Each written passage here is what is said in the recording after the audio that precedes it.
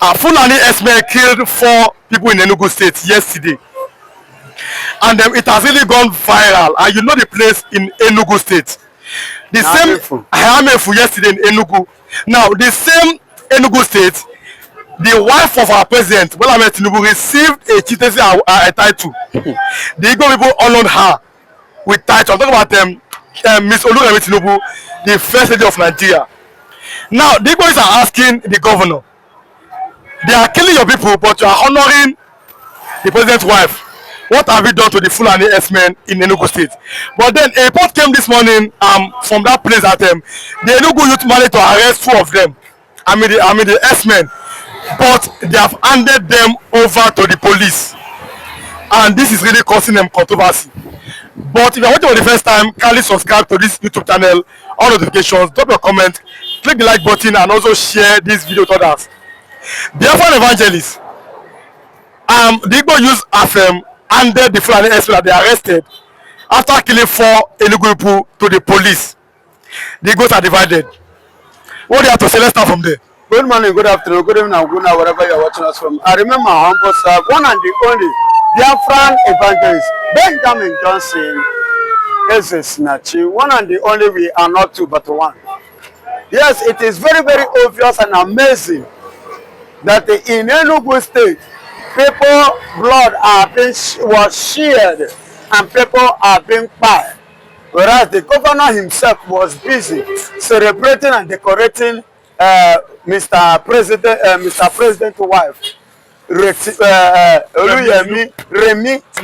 Tinubu, giving her title, giving her different colors of clothes, and why people are dying. You see why I always say something that the kind of governors we have in the southeast are the Fulani governors. No one is there to represent the Biafrans or to represent Igbos. And none of them have Igbos at the heart. They don't have us at the heart. They only have the Fulanis, their masters at the heart. That is why you see them always act in the favor of the Fulanis. No wonder Mba employ Usmando Abubakar, the grandson of Usmando Fodio, as one of his advisors in his office. Oh, Enugu State governor employed a Fulani? Yes, a Fulani, a total Fulani man. Usmando Abubakar, the grandson of Usmando Fodio. Yes, now they want. Mba did not see anybody, nobody in Enugu as a whole. Nobody qualified in Enugu and nobody is qualified in Igbo land to be given that position except the Fulani. You see what I am saying, and I've been saying it and I will continue to say it. Yesterday, Igbos are dying in numbers in Amifu, to be precise, in Enugu State. Mba was busy giving an honor to Remi Tinubu. Good and fine, but what amazed me and the thing that annoyed me the most, what annoys me the most, I must my view, I must speak according to my, as it is in my heart, is that my people that died, that was killed yesterday, today the youth have captured them. But funny enough, the state governor did not allow them to do the needful, to do what they're supposed to do. He instigated and insisted that they should be handed over to the police, knowing fully well that once these people get to the police, to Nigerian police, the next thing is to call for their release, and they will be free and they will scot-free. As if the people that they have taken their life will resurrect from death. Listen and listen good. You see the reason why I welcome 100% of what happened in Urome. Those 16 of them, despite the fact that Nigerian government turned it and twisted it and give it a title of their what hunters that are working with AK-47. A few days later, the hunter the people that call hunters begin to lodge in a hotel. Say hunter, they lodge in a hotel. Are they not hunters? They are not hunters. Although in a way, they may be right in that language, in that statement that they are hunters, because we have different type of hunters. We can have, it could be human being hunters, it could be women hunters, it could be kidnapping hunters, it could be rapist hunters. Only God knows the kind of hunter that they are. Because after some days, after capturing 4 of them in the hotel, few days later, they saw about 2 in the hotel, rented the hotel. After 3 days interval to that, we discovered that a whole family has been kidnapped. That is hunting. It's part of hunting. And these people are being hunted. See, it is the high time that every citizen in this country, if you lay hold on these people, please don't spare them. Jungle justice is the best judgment. No, jungle justice is not allowed in the Nigerian constitution. But it is allowed for them to take people's life. I'm asking, did the Nigerian constitution permit the Fulanis to take people's life? That is what I am asking. But their own life will not be taken away. Their own life will not be touched. Their own life will not be tampered. But they are permitted. They are free to go to Benue State and take life. They are permitted to go to Plateau and take life. They are permitted to go to Ondo and take life.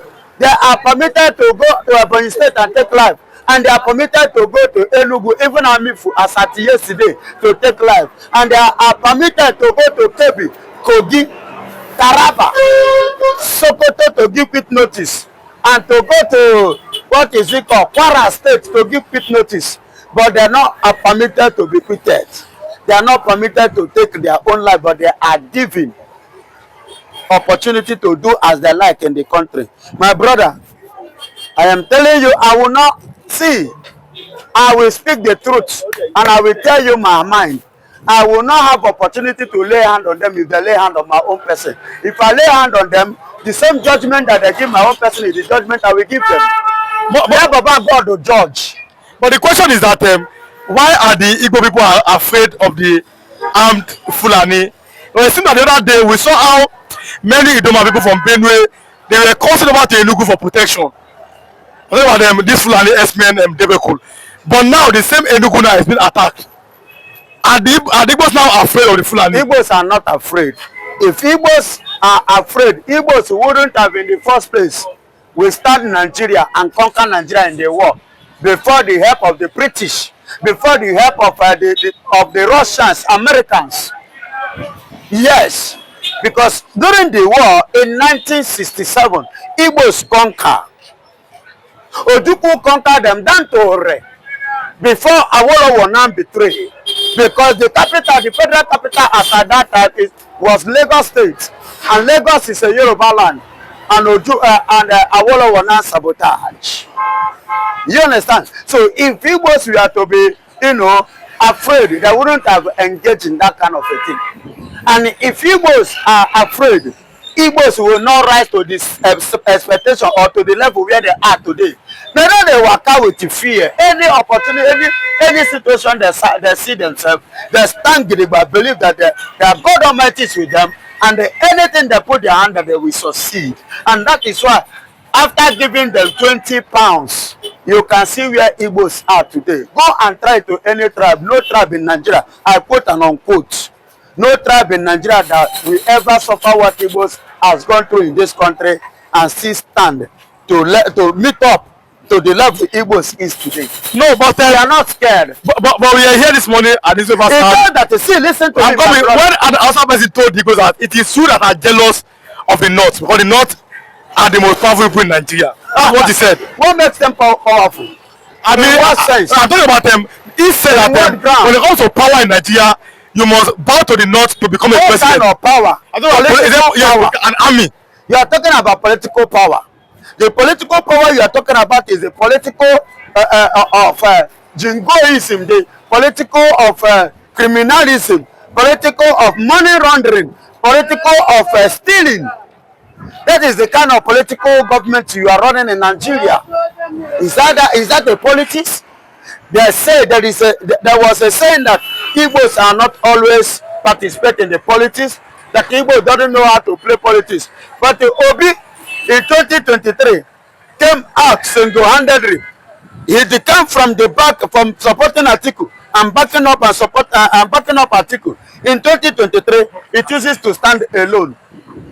Labour Party that was dead through Obi, it was revived.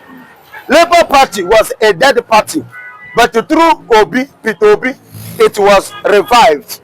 And you and I saw, you witnessed what happened in 2023. All over the federation, Obi swept it. Even the federal territory, the federal capital of Nigeria, Obi swept it. In a Tinubu polling unit in Lagos State here, Obi swept it. But then it has been and said, at the end of the day, the Fulanis partnered as Parin Pasu, left and right, join hands together. The same Igbophobia. Igbo man must not be the president. That was war play. Know that Igbo man is not wiser than any other person in this country. So them, they are talking about political power. Igbos will have their own. And we are the power, the political power. We have the political strength on our own. And for your information, I want to educate some persons today. Go and check the history. Before now, Igbos remain the first people on this planet Earth to practice democracy. And how do you mean? Where is, where is that history? In which book is that history? Go and check in the 18th centuries, before the amalgamation of Nigeria in 1914. And for your information, Biafra, that is the Igbos, are older than Nigeria with over 500 years. Are you getting it? Before the amalgamation of Nigeria in 1914. So we have been practicing democracy in different angles. And that is why I still stand to tell you, some Yorubas will come. Pastor, Igbos, you people doesn't recognize women because women know they take a prop. I say listen and listen good. Igbo women have their rights.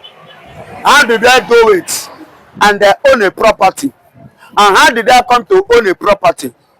Igbo woman like my sister get married to another person, another man like me from to another family.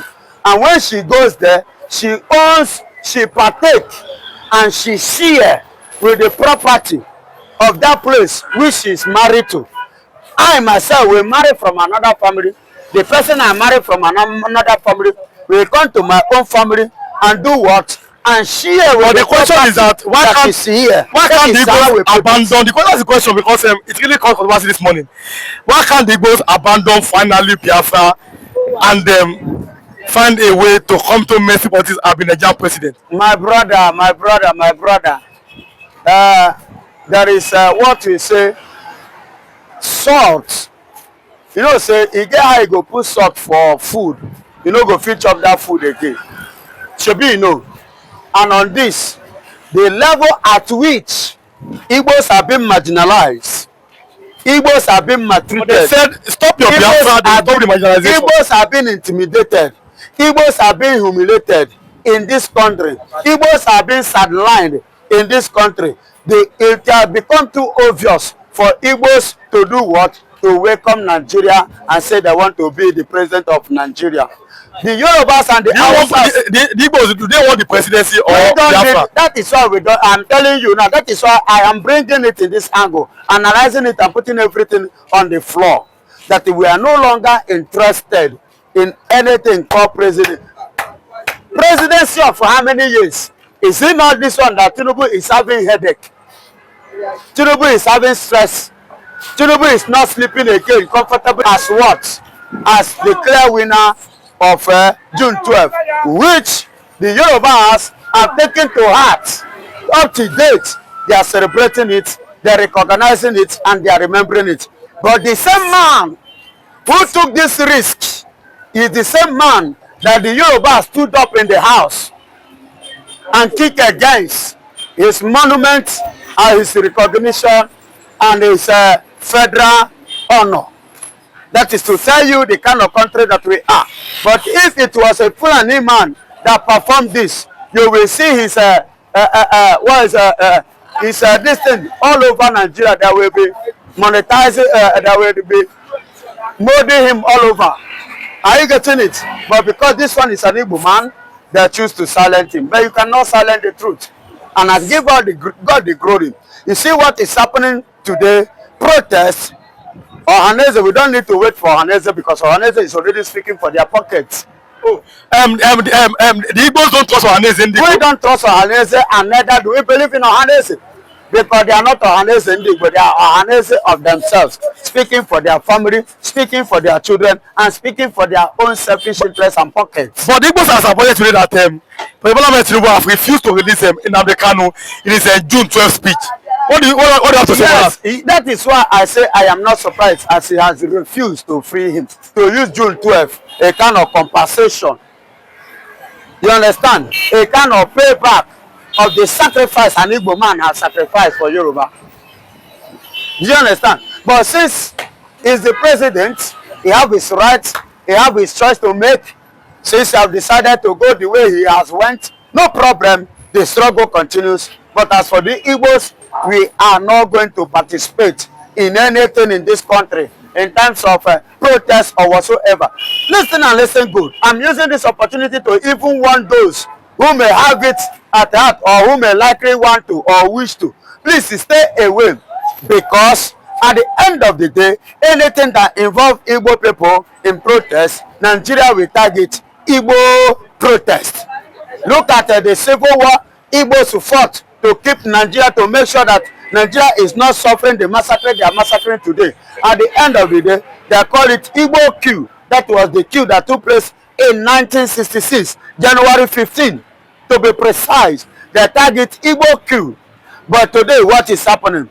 The NSAS protest, they say it was the Igbo, of which they even accused Mazen Nnamdi Kanu that he was the one that instigated that NSAS. So if Igbo should involve themselves again, they will target to Igbo. That is why I'm using this opportunity to tell all my brothers in diaspora all over the world, on that very day, tomorrow, this day of protest, please stay away. Make sure you stay away from the protest. Let the Yorubas go and do that protest, and let the Fulanis that put the Yoruba man go and do that protest. It is their cup of tea. Let them run it.